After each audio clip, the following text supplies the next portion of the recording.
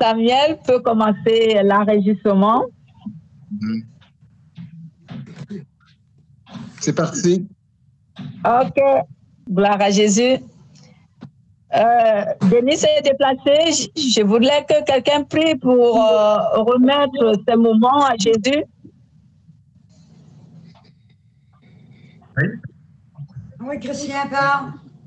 D'accord, Denis recommande la réunion au Seigneur pour qu'il nous conduise. Okay. Seigneur Dieu, je remets ce temps de partage et d'échange entre tes mains. Que ton Saint-Esprit, Seigneur, nous éclaire, nous fasse grandir dans la vérité, dans l'amour et dans la paix. C'est au nom de Christ Jésus que je prie maintenant. Amen. Amen. Amen. Frère Christian, vous pouvez nous faire la lecture sur Éphésiens, chapitre 3, à partir du verset 1 jusqu'au verset 13. Okay. Alors, Éphésiens, chapitre 3, verset 1 à 13. Moi, Paul, je suis le prisonnier de Jésus-Christ pour vous, les non-juifs. Si du moins vous avez appris comment je fais part de la grâce de Dieu qui m'a été confiée pour vous, c'est par révélation qu'il m'a fait connaître le mystère tel que je l'ai décrit en quelques mots. En les lisant, vous pouvez vous rendre compte de la compréhension que j'ai du mystère de Christ. Il n'y a pas été porté à la connaissance des hommes des générations passées, comme il a maintenant été révélé par l'Esprit à des saints apôtres et prophètes. Ce mystère c'est que les non-juifs sont co-héritiers des juifs, qu'ils forment un corps avec eux et participent à la même promesse de Dieu en Jésus, Christ par l'Évangile. Je suis devenu le serviteur conformément au don de la grâce de Dieu qui m'a été accordé en raison de l'efficacité de sa puissance. Moi, qui suis le plus petit de tous les saints, j'ai reçu la grâce d'annoncer parmi les non-juifs les richesses infinies de Christ et de mettre en lumière pour tous les hommes comment se réalise le mystère caché de toute éternité en Dieu qui a tout créé par Jésus-Christ.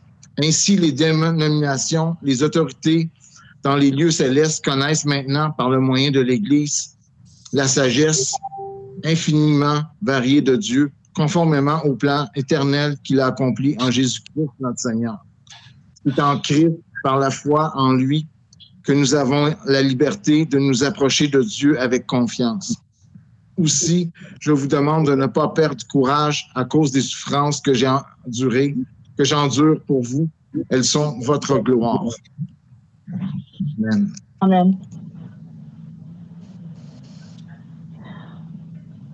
Je rends toute la gloire à Dieu, à Jésus-Christ, notre Seigneur. Notre thème qui vient de ce texte, selon ma version, est intitulé « Mystère de la vocation des païens ». Donc, le mystère de la vocation des païens. Je ne sais pas sur vos versions, quel est le thème que vous avez, le titre. Moi, j'ai rôle de Paul.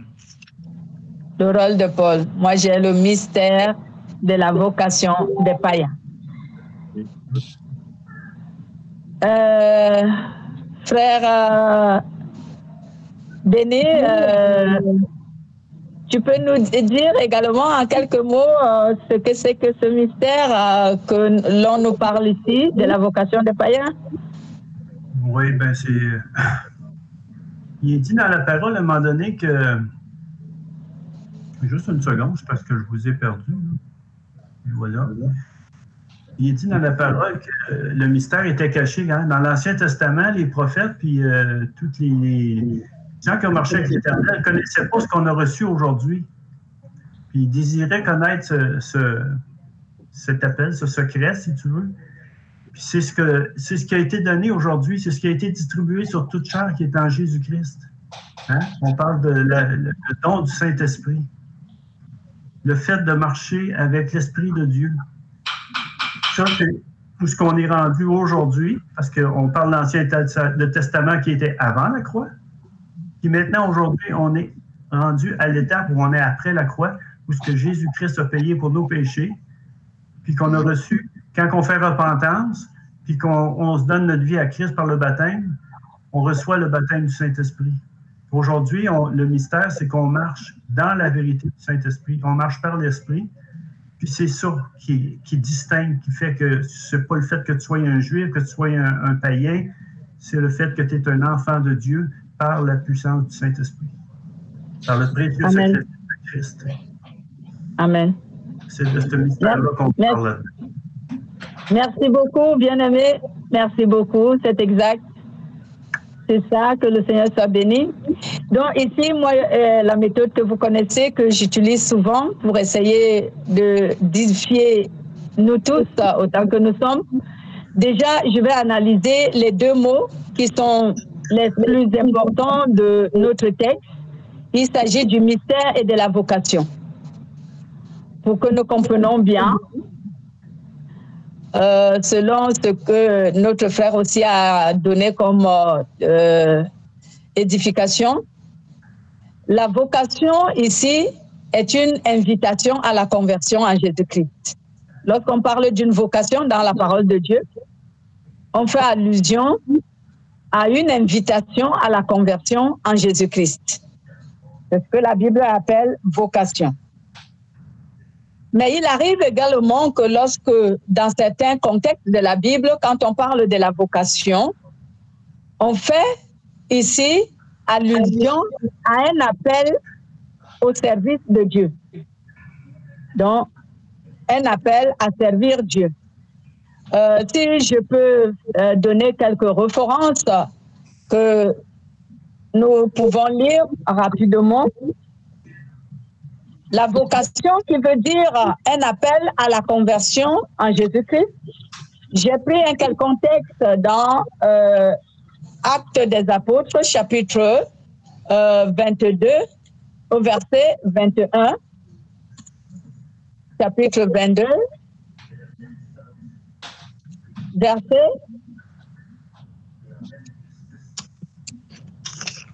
21. Attends.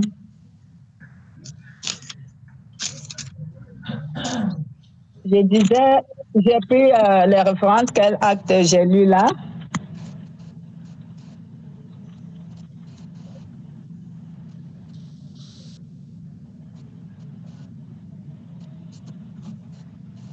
Et c'est, je fais allusion à, excusez-moi, au verset, chapitre 13, au verset 2. Chapitre 13, au verset 2, qui nous parle de l'appel.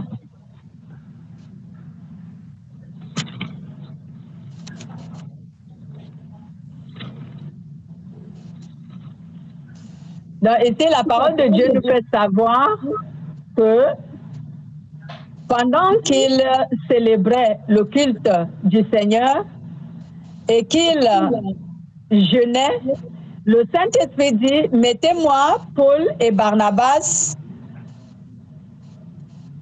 à part pour l'œuvre que je les ai appelés. Donc, ici, nous voyons que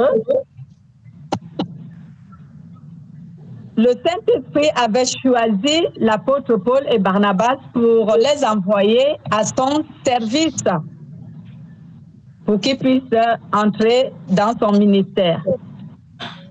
Donc, c'est pourquoi nous pouvons voir que la vocation est également un appel à servir Dieu, comme cela est également un appel à la conversion en Jésus-Christ. Et le mystère ici, qu'est-ce que le mystère selon la parole de Dieu? Le mystère est la manifestation de la puissance de l'évangile de Jésus-Christ. Et cette puissance, c'est le don du Saint-Esprit. Donc, quand on parle donc du mystère dans la parole de Dieu, on fait allusion à quoi? On fait allusion à la puissance, à la manifestation de la puissance de l'Évangile. Et la manifestation de la puissance de l'Évangile, c'est le Saint-Esprit, parce que c'est le Saint-Esprit qui manifeste sa puissance à travers la vérité qui est l'Évangile. Si nous lisons Jean, chapitre 6, au verset 63, on va voir qu'il y a une parole qui nous l'atteste. Jean, chapitre 6, verset 63, la Bible dit, « C'est l'esprit qui vivifie, la chair ne sert à rien. Les paroles que je vous ai dites sont esprit et vie. » Lorsque Jésus dit les paroles que je vous ai dites sont esprit et vie, il fait allusion à l'Évangile. Donc c'est la parole qui est ici la puissance de l'esprit. Et ce n'est pas n'importe quelle parole. Comme notre frère disait tantôt, je vais essayer d'expliquer ça d'une autre manière. On peut constater qu'autrefois, les croyants observaient la loi. Mais la loi ne pouvait pas manifester la puissance parce que la loi n'avait pas l'esprit. La loi n'avait pas l'Esprit Saint. Par contre, aujourd'hui, l'Évangile a l'Esprit Saint. C'est pour cela que ceux qui observaient la loi autrefois ne pouvaient pas se sanctifier. Parce que la loi n'avait pas l'Esprit qui sanctifiait. La loi pouvait juste discipliner une personne, mais elle ne pouvait pas sanctifier la personne. Mais aujourd'hui, l'Évangile a l'Esprit. Et c'est pour cela que l'Évangile est puissant. Parce que l'Esprit est dans l'Évangile. Et l'Esprit sanctifie et vivifie. C'est pourquoi on peut remarquer aujourd'hui que celui qui apprend la loi ne peut pas vraiment être agréable à Dieu parce qu'il ne sera pas sanctifié, mais que celui qui reçoit l'Évangile, il peut être agréable à Dieu parce que l'Esprit qui est dans l'Évangile, qui est le Saint-Esprit, le sanctifie au moyen de l'Évangile qu'il le reçoit. Donc, c'est pourquoi le mystère ici est dans le don de l'Esprit qui s'obtient par l'Évangile qu'on reçoit. Et c'est pourquoi la parole de Dieu dit dans le livre de Romains chapitre 10 au verset 17, la parole de Dieu dit que la foi vient de ce que l'on entend. Et ce que l'on entend vient de la parole du Christ. Donc tu ne peux pas obtenir l'Esprit Saint si tu n'as pas écouté ni entendu l'Évangile. Également, comme on a appris sur le premier chapitre d'Éphésiens, au chapitre 1, au verset 13, je crois, verset 13 à 14, où la parole de Dieu nous dit, excusez-moi, j'y vais rapidement. Éphésiens, chapitre 1, verset 13 à 14, qui nous dit, « En lui, vous aussi, après avoir entendu la parole de la vérité, l'évangile de votre salut, en lui, vous avez cru et vous avez été scellés du Saint-Esprit qui avait été promis et qui constitue le gage de notre héritage en vue de la rédemption de ce que Dieu s'est acquis pour célébrer sa gloire. » Donc, c'est lorsque nous recevons l'évangile que nous allons entrer en possession du Saint-Esprit. Donc, le mystère dont Dieu parle ici, c'est le don de l'Esprit qui s'obtient par l'évangile qu'on reçoit. Donc, si je peux donc revenir sur notre texte de Éphésiens chapitre 3, à partir du verset 1 à 13, ici nous pouvons donc voir que lorsqu'on parle du mystère de la vocation des païens, on fait allusion à la puissance de l'évangile que Paul annonçait aux païens et qui les poussait à la conversion en Jésus-Christ et leur permettait de recevoir le Saint-Esprit. Donc, c'est ce qui veut dire ici notre thème, mystère de la vocation des païens. Donc, ce mystère est ici l'évangile que Paul leur annonçait. Et c'est cet évangile qui les poussait à se convertir. Cela veut dire qu'il les poussait à croire en Jésus-Christ pour enfin obtenir le Saint-Esprit. Parce que autrefois, ce mystère étant caché par Dieu, bien sûr, pour l'accomplir au temps convenable, personne ne savait comment cela devait se manifester. Personne ne savait comment cela se manifesterait. Paul a même dit ici que les prophètes d'autrefois et les anges ont voulu connaître quel est ce mystère. Si nous lisons, je crois, 1 Pierre chapitre 10, 1 Pierre chapitre 1, voilà, verset 10 à 12. J'ai fait la confusion des chiffres. 1 Pierre chapitre 1 au verset 10 à 12. Que nous dit la parole de Dieu? J'y vais rapidement. 1 Pierre,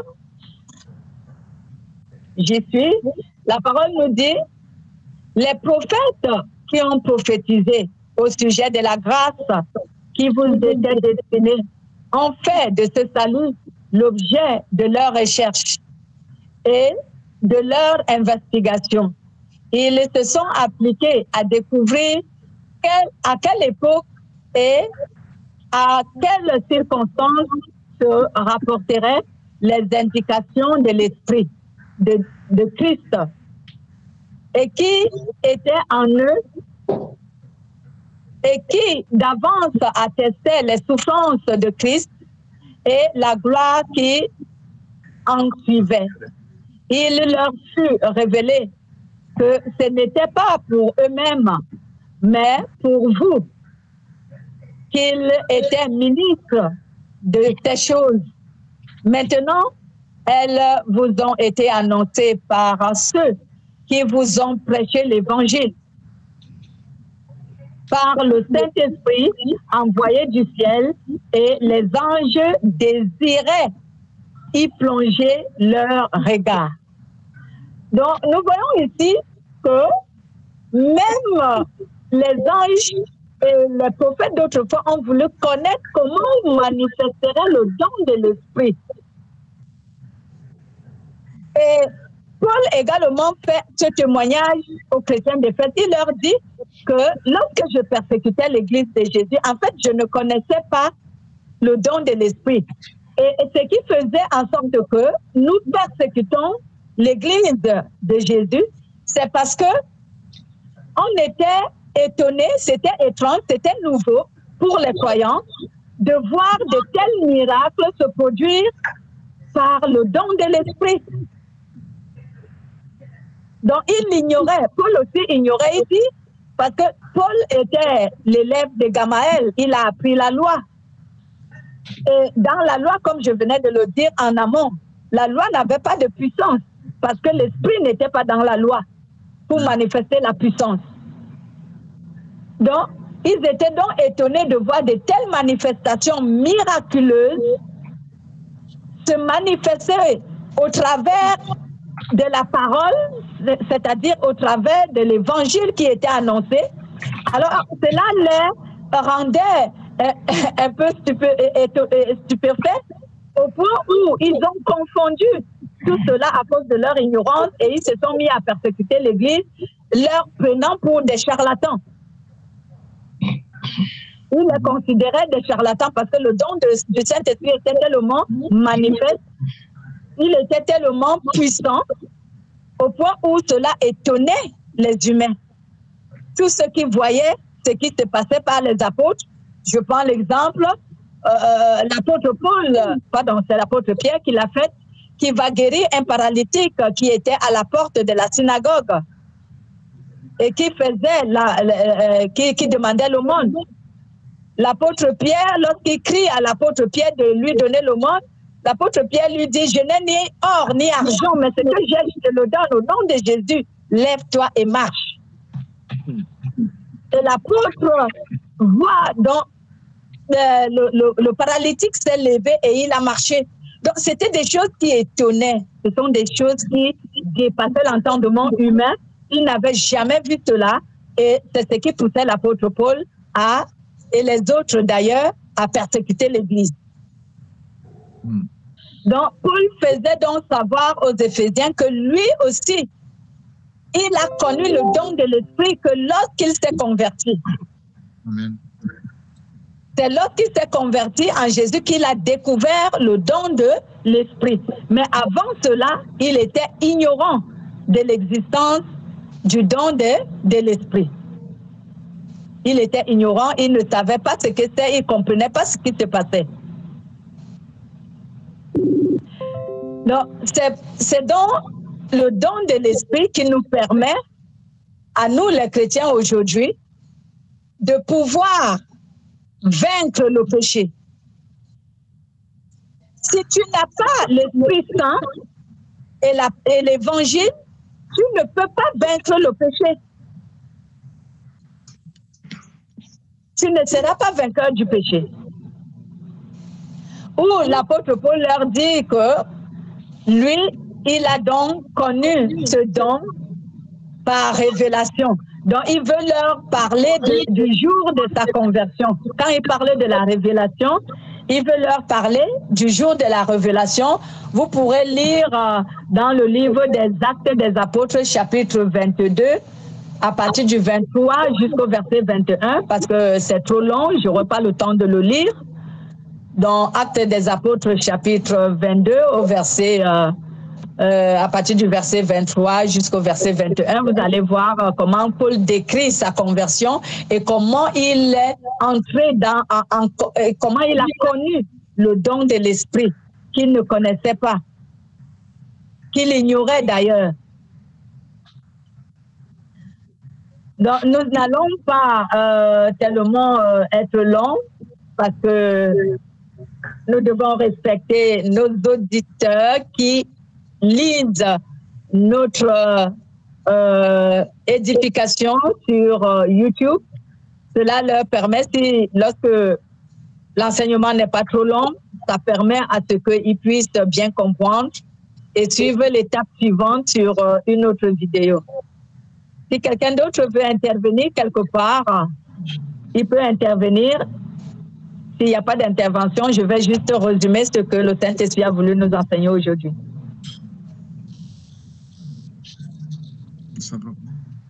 Il n'y a pas d'intervention quelque part? Ben, moi, ce que j'aimerais souligner, c'est que ce que tu viens de nous dire tantôt, là, c'est que ça n'a pas changé encore aujourd'hui dans l'Église. Parce que par rapport à l'Esprit Saint et aux œuvres de l'Esprit, c'est toujours la même guerre qui se produit. Les gens ne croient pas que ça se produit encore. Que Jésus est encore le pouvoir de nous guérir et de nous libérer.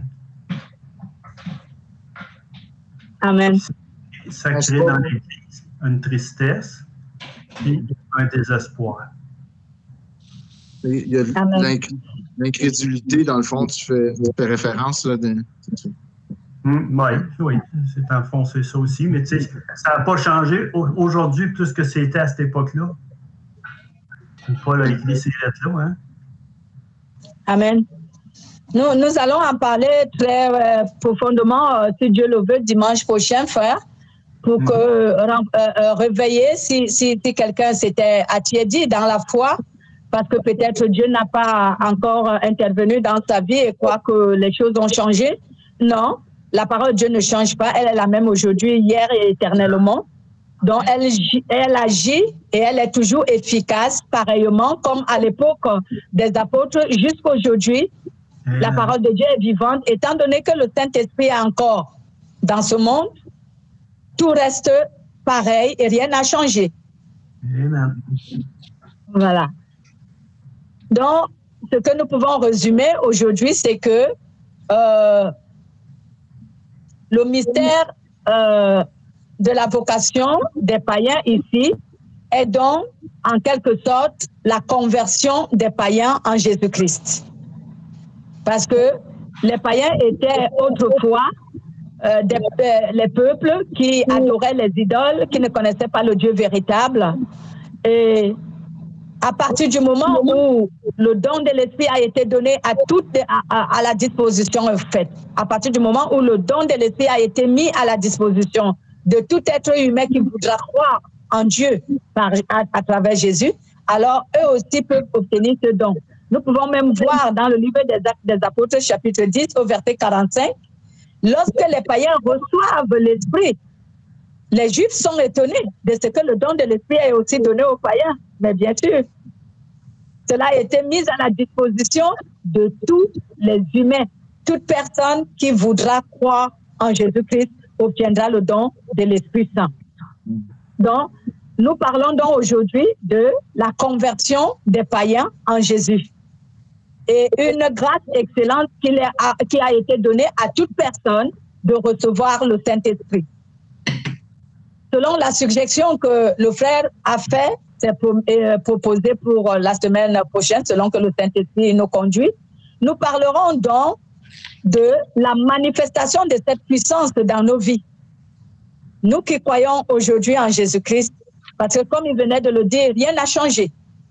Les mêmes miracles qui ont été produits autrefois peuvent se produire également aujourd'hui. Et moi, je confesse que dans ma communauté, beaucoup de miracles sont produits.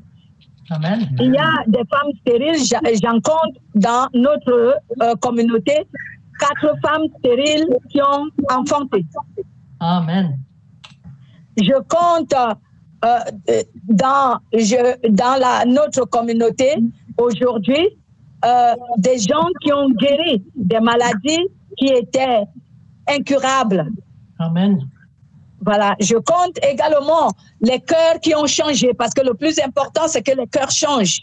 Amen. Parce que j'avais une sœur, lorsque je l'ai connue, elle était au point de divorcer, parce que rien ne fonctionnait dans son foyer. Et quand elle a écouté la puissance de l'évangile qui l'empêchait de divorcer, parce que ce n'est pas permis de divorcer, moi, je le dis et je le dis à haute voix. Je sais que ce n'est pas souvent agréable aux gens de l'entendre. Il n'est pas permis à un chrétien de divorcer, même en cas d'infidélité, je le dis bien. Et si tu divorces, tu restes seul. Tu ne te remaries pas.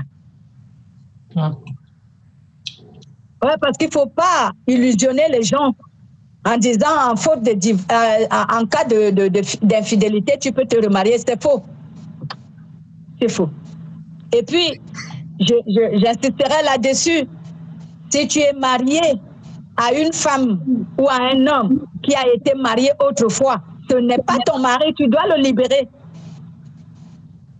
Parce que devant Dieu, ce qui est considéré, c'est ton premier mariage que tu as confessé. Ouais. C'est ce qui est considéré par Dieu. Le second n'est pas considérable.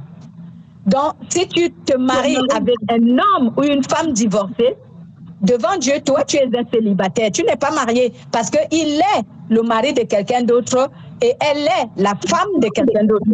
C'est son premier mari qui est son mari et c'est sa première femme qui est sa femme. Toi qui viens de te marier là, tu n'es pas sa femme et tu n'es pas son mari. Donc, cette sœur aujourd'hui, elle bénit le Seigneur parce qu'elle n'a pas divorcé, gloire soit rendue à Dieu. Et aujourd'hui, son foyer a été restauré. Amen. Parce que son cœur a changé. Et voilà. Lorsque le Seigneur nous dit que c'est à cause de la dureté de nos cœurs que Dieu nous a permis de divorcer, C'est exact, c'est parce qu'on n'arrive pas à pardonner. Nous sommes infidèles à Dieu, nous, parce que nous péchons tout le temps. Est-ce que Dieu nous a déjà refugiés parce que nous péchons? Il nous considère toujours comme ses époux et voulant que nous changions. Ouais. Étant patients, il prolonge sa patience pour que nous changions, pour que nous soyons transformés et que nous devenions les meilleures épouses. Donc, le véritable miracle, ce n'est pas ce que nous possédons comme matériel que Dieu nous donne. Le véritable miracle, c'est la transformation du cœur d'un être humain à l'image de la nature de Dieu.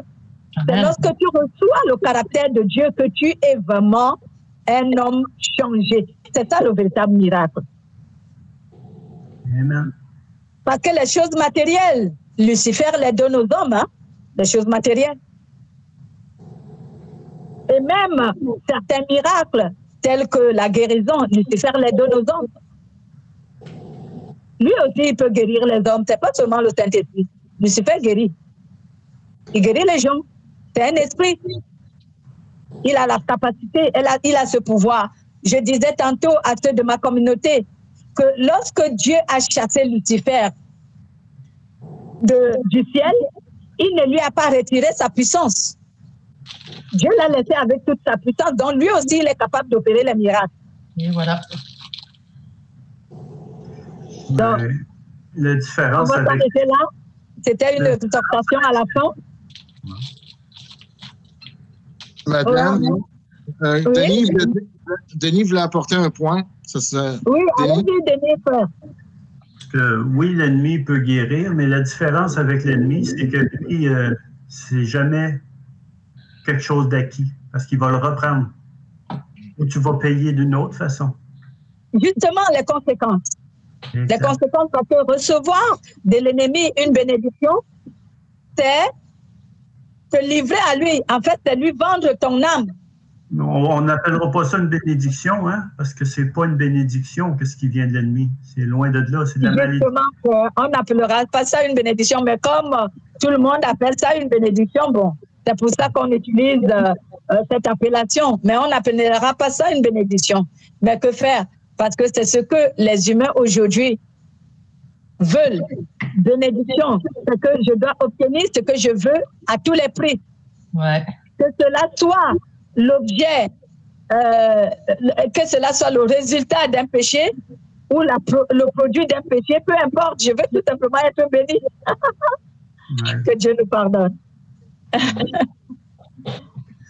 Nous allons donc clôturer la prière, notre réunion de ce soir. Je vais prier. Éternel, que tu es béni au nom de Jésus. Merci encore de nous avoir réunis ce soir.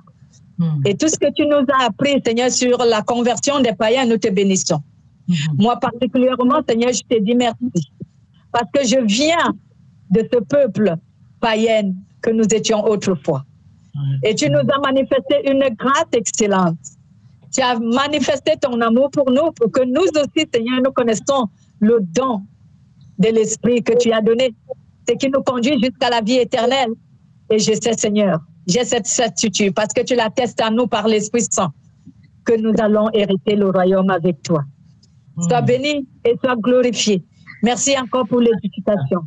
Et bénis toute personne, ô Père éternel, qui va écouter cet enseignement et qui sera touchée dans son cœur. Que Père, l'Esprit Saint, s'il ne l'avait pas, que l'Esprit Saint habite en lui. Et s'il avait l'Esprit Saint, ô Père éternel, qu'il croisse dans la connaissance de ta volonté et qu'il demeure dans la foi jusqu'à ce que tu reviennes quand nous t'attendons. Merci Jésus. Amen. Amen. Belle prière. Merci. Soyez bénis. Bonne semaine.